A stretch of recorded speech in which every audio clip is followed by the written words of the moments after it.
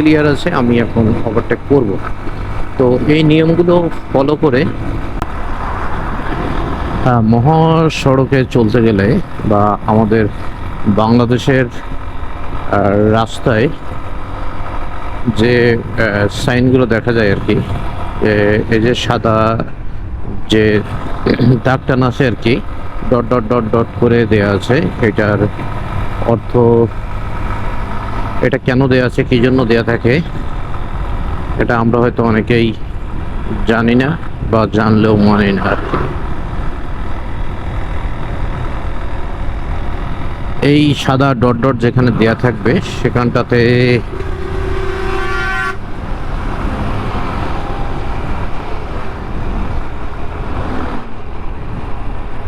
তো মোটামুটি ভালোই রাফ ড্রাইভ করে।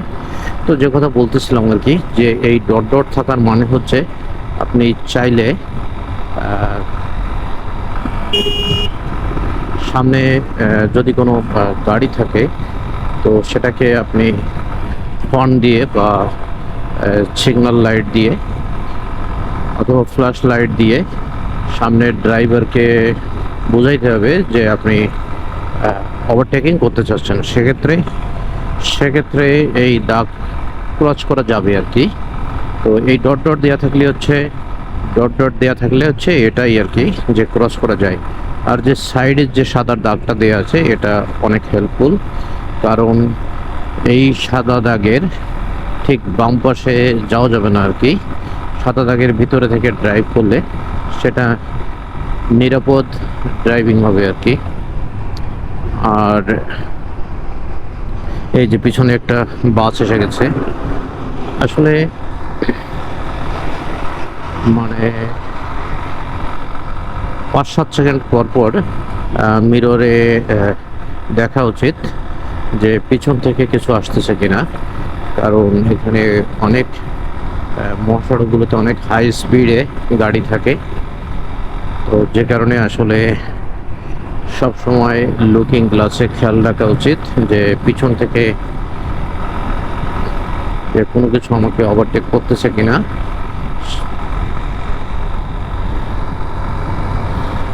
আর এই যে আড়াআড়িভাবে যে সাদা দাগগুলো দেওয়া থাকে, এটা হচ্ছে মানুষ পারাপার হওয়ার জন্য। এখানে অবশ্যই আপনাকে গতি নিয়ন্ত্রণে রেখে চালাইতে হবে।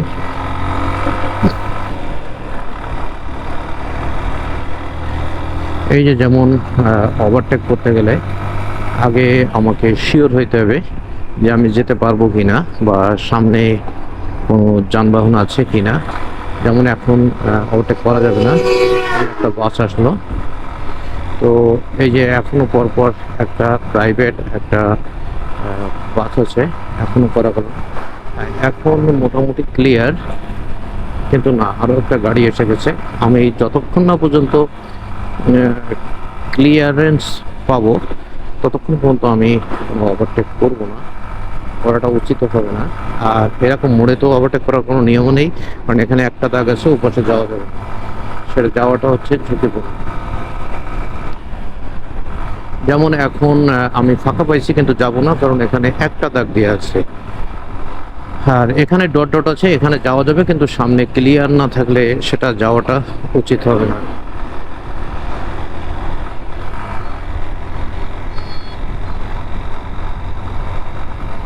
তো সাধারণত যে জায়গাগুলো ঝুঁকিতে থাকে সেগুলোতে এক দাগ দেওয়া থাকে, সাধারণত রাস্তার মোড়গুলোতে এগুলো দেওয়া থাকে।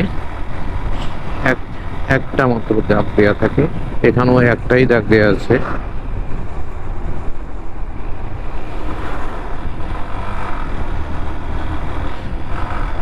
এখানেও একটাই দাগ দেয়া, তার মানে আমি এখান থেকে ক্রস করতে পারবো না।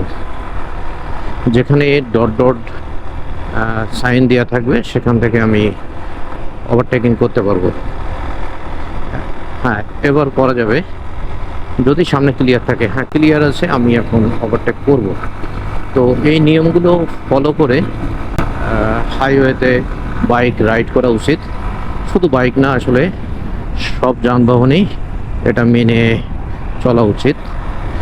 চললে দুর্ঘটনা অনেক কমবে বা দুর্ঘটনা হওয়ার সম্ভাবনা অনেক কম।